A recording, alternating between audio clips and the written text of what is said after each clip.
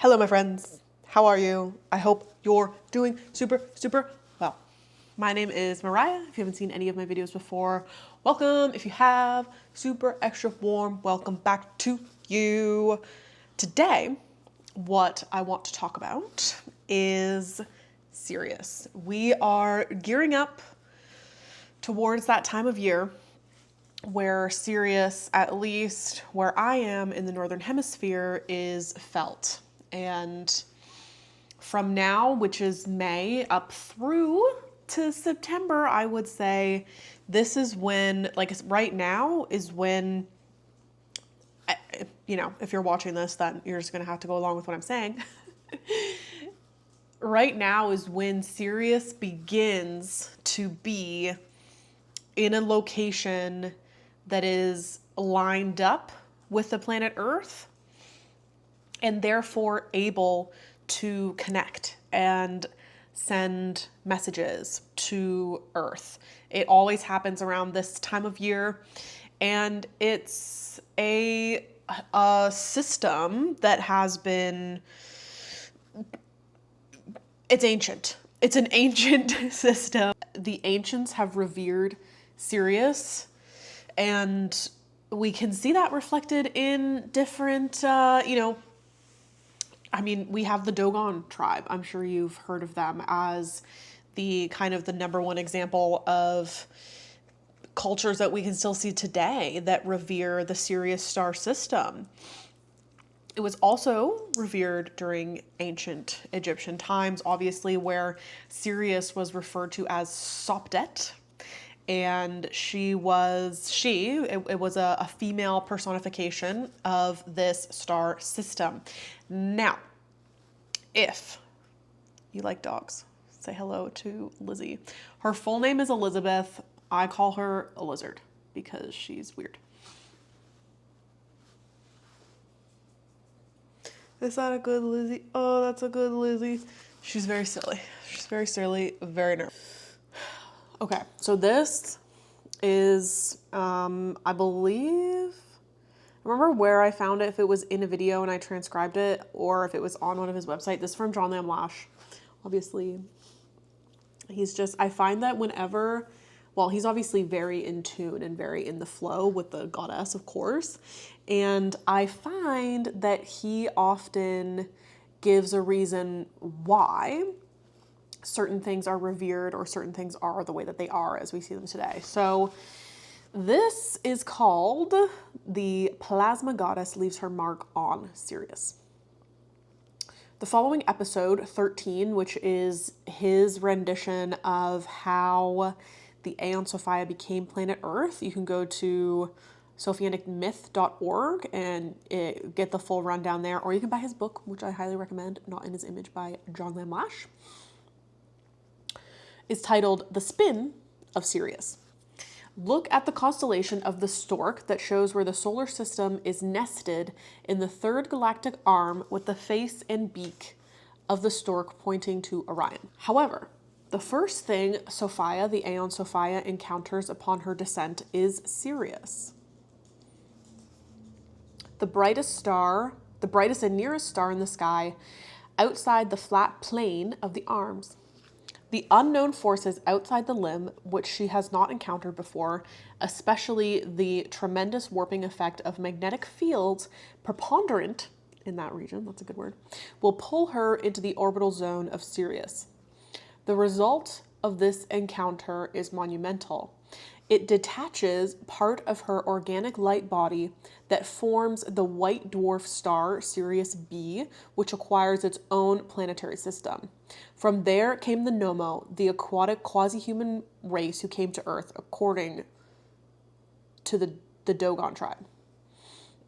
So that, I found that on his website. I don't remember exactly where, but this essentially is telling us why energy from the Sirius star system is helpful and beneficial for humans. Now, it tells us why there were any cultures that even revered this location in the first place. Because there's more than one culture. Like, yes, the Dogon tribe is probably the most well-known one, but ancient Egyptians revered Sirius.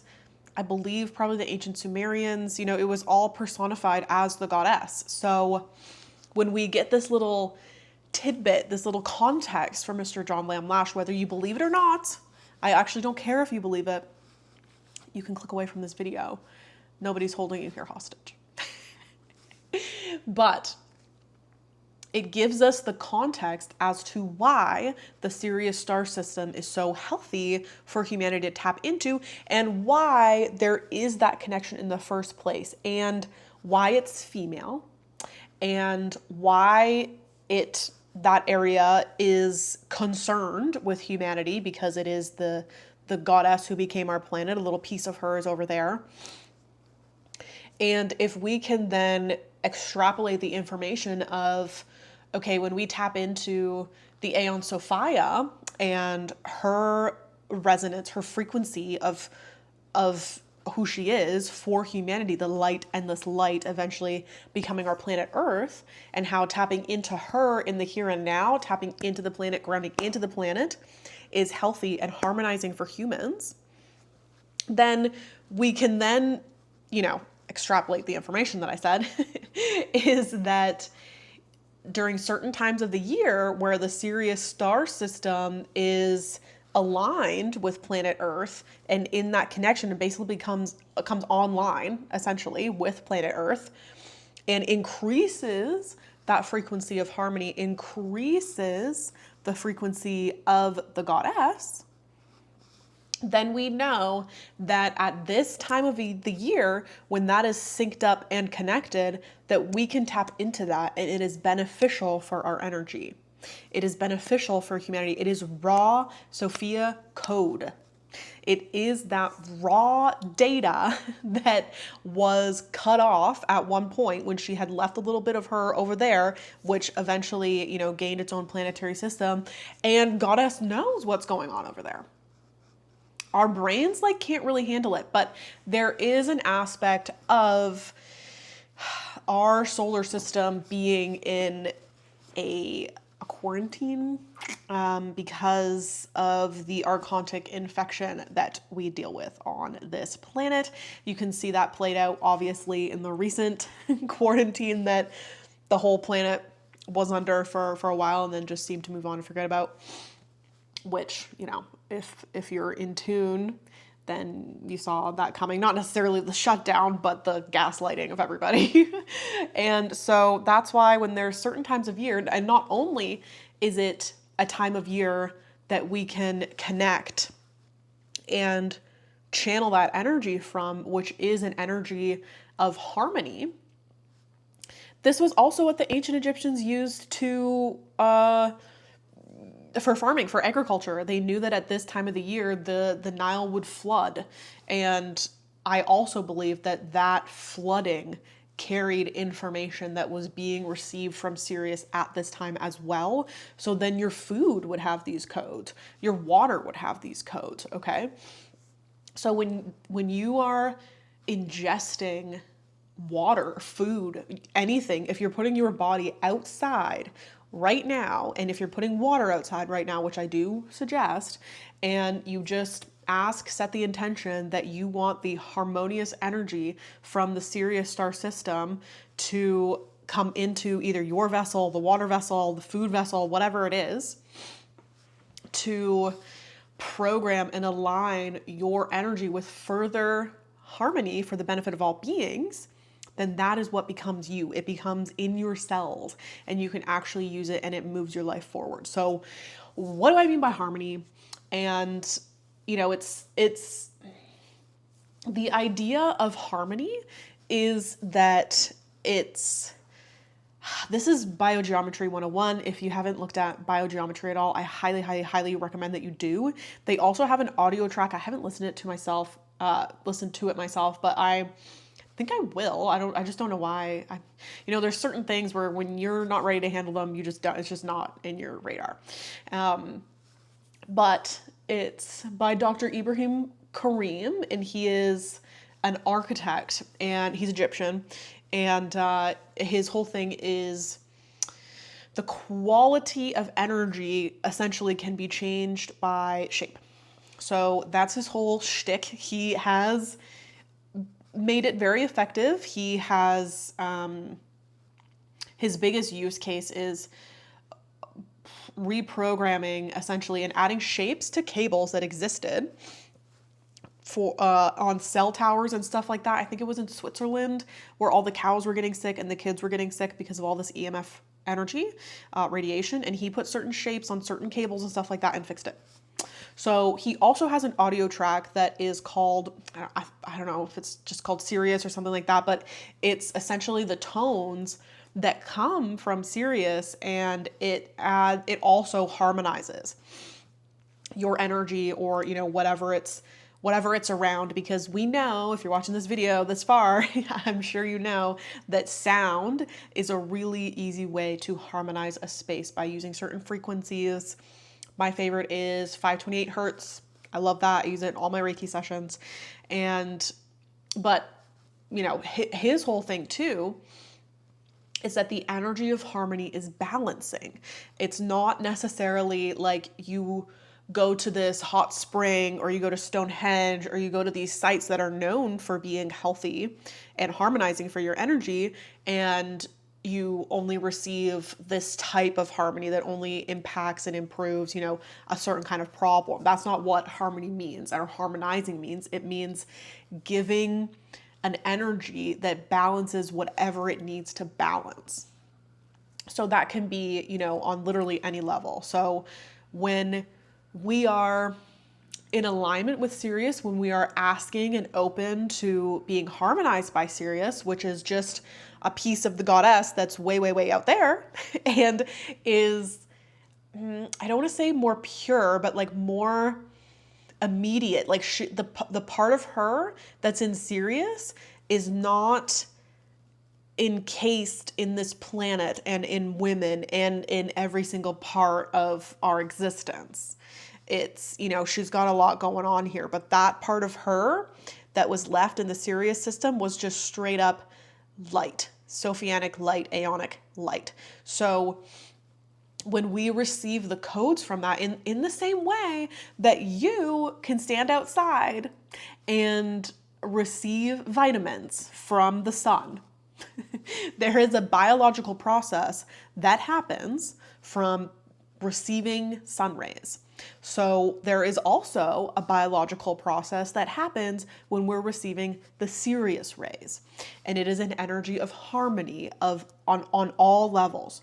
So it doesn't matter what you need harmonizing, whether it's, and this is what happens when you ask for harmony and you align with harmony, is that what floats up to the surface in your energy field is what's holding you back from harmony right now. So this is why it's so important to do energy cleansing. Like I say that, it's just hygiene. It's just energetic hygiene. Reiki is energetic hygiene.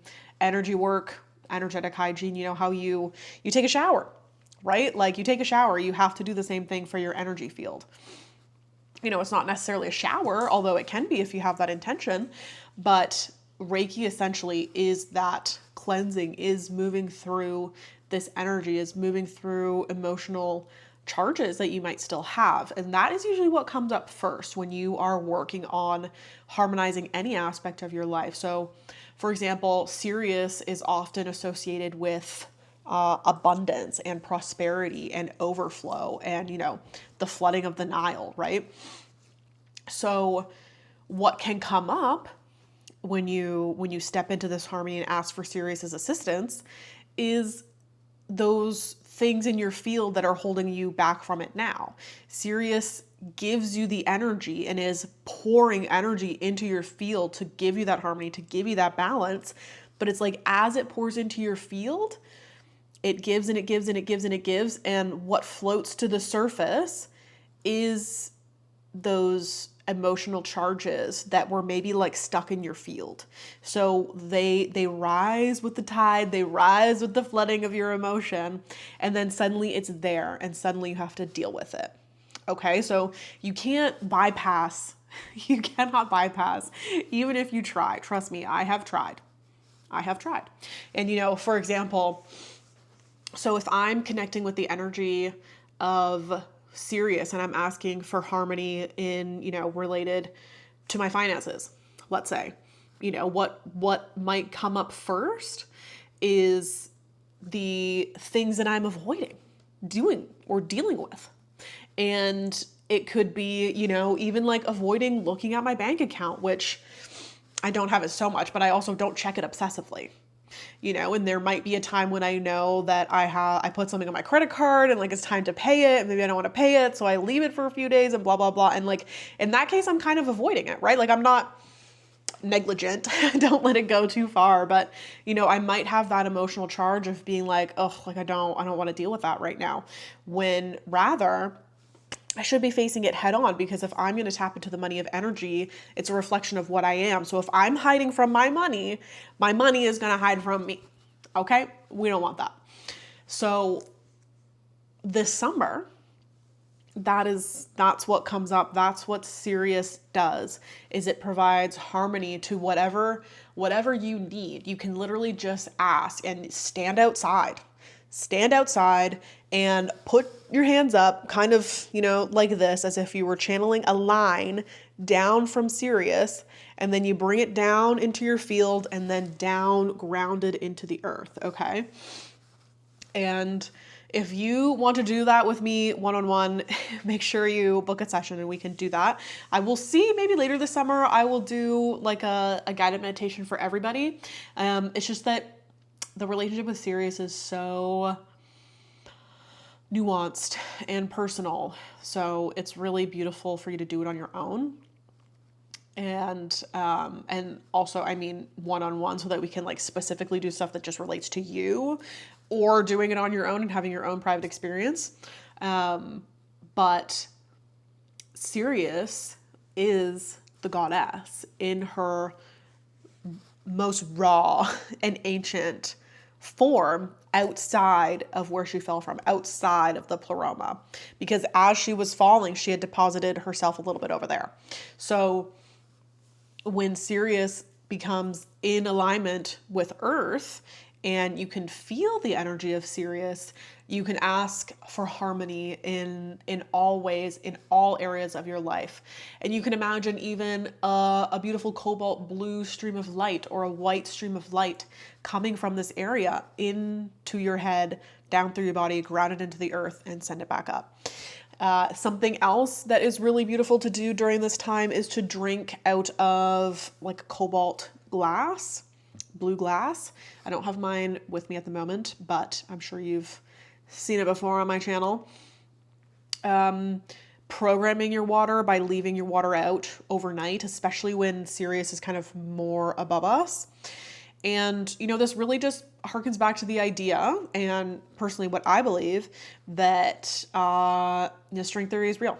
That there are these filaments, these lines of connection, literally lines, which are also frequency bands, that show up as lines that can be traveled upon and can be tapped into and commanded.